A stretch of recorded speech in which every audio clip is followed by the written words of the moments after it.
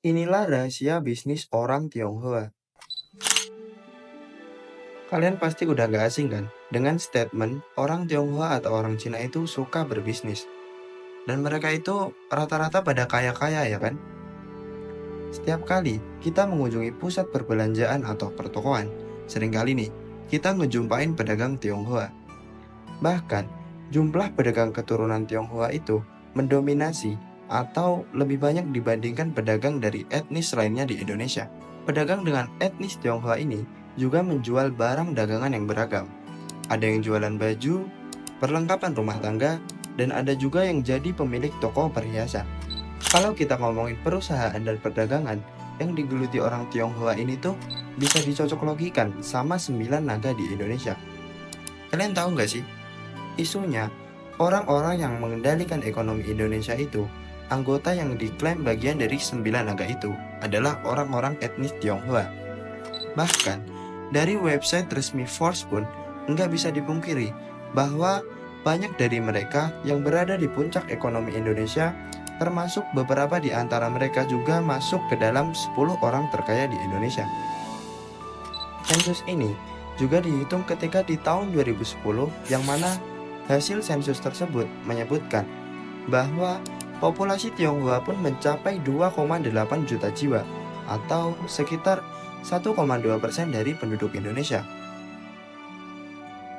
Tapi yang uniknya, walaupun jumlah orang Tionghoa itu bisa dibilang sedikit ya, cuma 1,2% dari total penduduk, tapi rata-rata pebisnis sukses gitu. Konglomerat dan orang-orang dengan kekayaan terbesar di Indonesia justru adalah orang-orang Tionghoa atau keturunan Tionghoa. Dan ini muncul kesan bahwa mereka itu cukup sukses hidup dengan berbisnis. Tapi kalian penasaran gak sih? Sebenarnya apa sih yang membuat etnis Tionghoa itu kebanyakan berbisnis? Dan apa yang mendasari mereka tuh suka untuk berbisnis?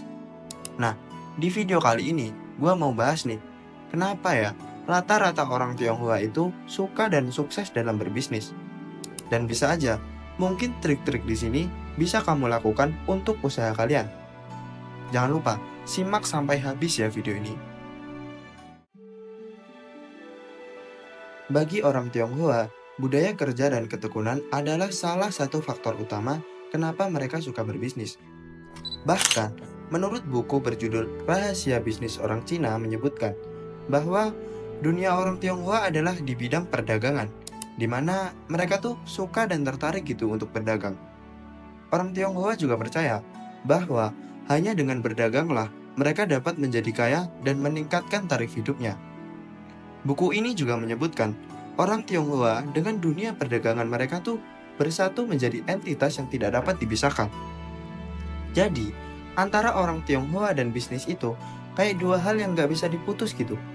Karena bagi mereka, berdagang itu lebih baik daripada bekerja dengan orang lain.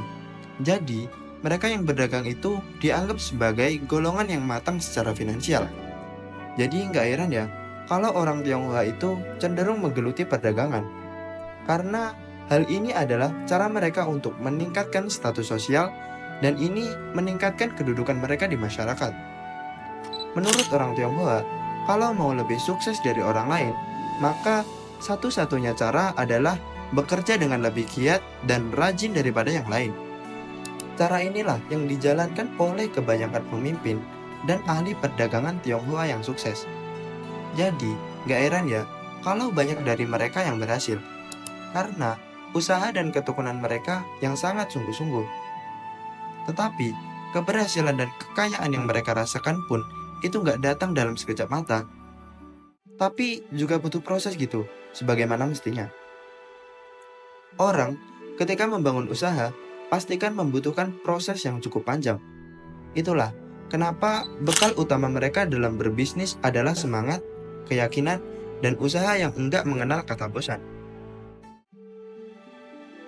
Orang Tionghoa senantiasa berpandangan jauh ke depan, dan mereka itu nggak akan membiarkan keadaan menjadi statis atau ya ngestak gitu. Sehingga mereka bisa dengan cepat meraih peluang baru lainnya. Bagi mereka, untuk berkembang itu kita harus hijrah. Bukan secara fisik aja, tapi juga mental, jiwa, dan mendekatkan diri kepada Tuhan.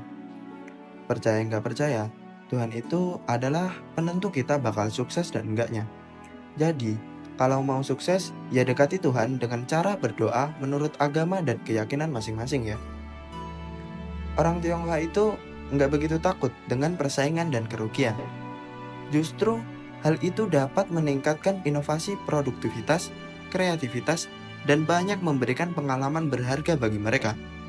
Bahkan ya, orang Tionghoa berpendapat bahwa perdagangan itu sebaiknya memberikan manfaat kepada semua pihak, baik sesama pedagang, pesaing, maupun pelanggan mereka. Orang Tionghoa itu percaya bahwa cuma dengan kerja keras dan berani membuka peluanglah mereka itu akan berhasil. Karena mereka percaya kalau berhasil dan gagal itu tergantung pada sikap, usaha, dan keyakinan. Itulah kenapa percaya diri itu penting banget ketika membuka usaha. Karena walaupun bisnis itu nggak pasti, tapi keyakinan itu tetap utama gitu. Intinya sih kalau menurut gua, bakat itu bisa diasah. Keterampilan pun bisa dipelajari lewat pengalaman. Tapi yang utama itu tetap seseorang harus bersikap serius dan punya komitmen yang kuat ketika memulai sesuatu. Selain itu, dalam berdagang pun kita harus bisa memberikan dampak yang baik, bukan cuma ke diri sendiri, tapi juga ke orang lain. Budaya kerja keras dan ketekunan adalah kunci utama yang memotivasi orang Tionghoa dalam berbisnis. Tapi faktor lain yang gak kalah penting adalah struktur keluarga dan warisan bisnis yang menjadi bagian integral dari kehidupan masyarakat Tionghoa. Karena ya faktanya, menurut gua, privilege tuh memang punya pengaruh besar dalam kehidupan kita. Ya walaupun memang nggak bisa dijadiin patokan sih, tapi seenggaknya privilege itu bisa lebih membantu kita untuk berhasil.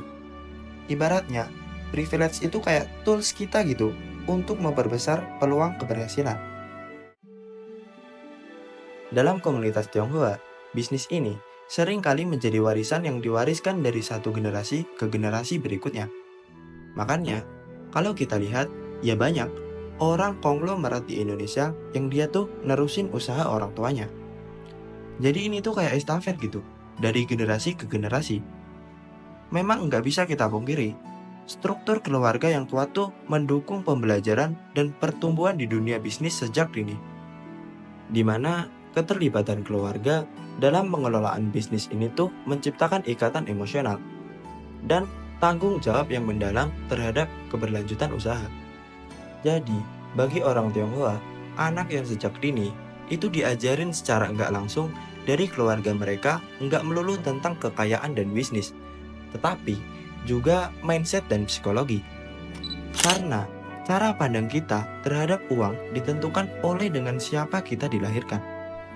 Karena mengembangkan usaha menjadi fokus utama mereka.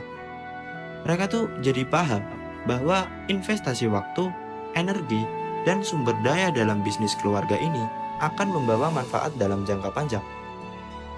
Konsep keberlanjutan inilah yang mendorong mereka itu mampu untuk mengelola bisnis dengan hati-hati dan mereka mengambil keputusan yang mengarah pada pertumbuhan jangka panjang.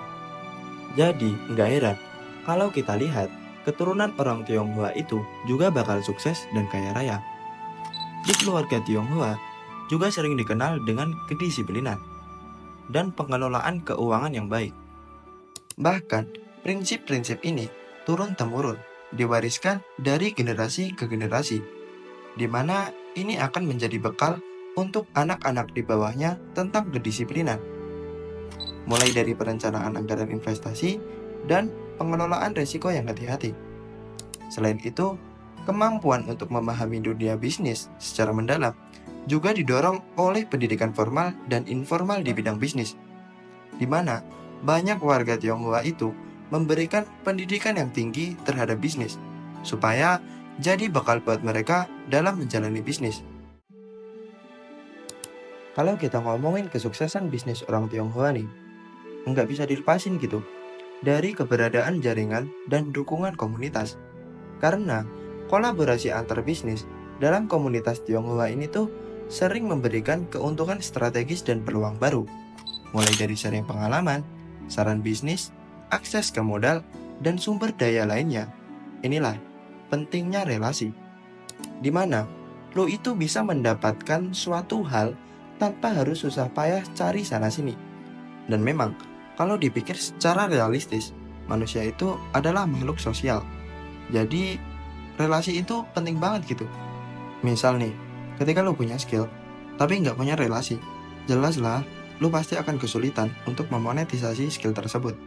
Jadi, tanpa relasi, ya kita bukan siapa-siapa gitu. Menurut kalian nih, apakah orang Indonesia asli bisa meniru mindset dan mental orang Tionghoa? Mari kita berdiskusi di kolom komentar. Semoga video ini bermanfaat ya. Dan sampai jumpa di video berikutnya. See you and goodbye.